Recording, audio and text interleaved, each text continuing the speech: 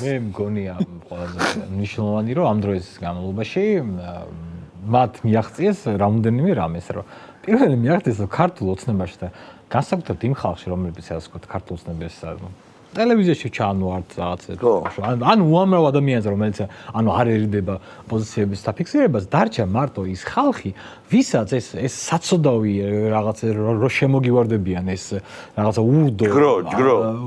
ურდო კიდე აქტიური ქალების არ რეაგირებ რა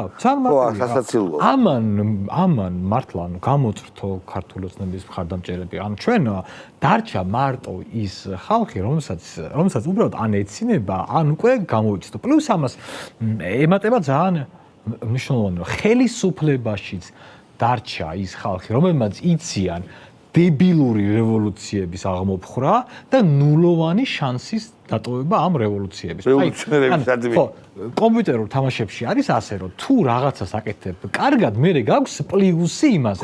ჩვენ ხელისუფლებას აქვს აბსოლუტური პლუსი დებილური იდიოტური რევოლუციების ჩახშობის, არრეალიზების და ასე შემდგომ.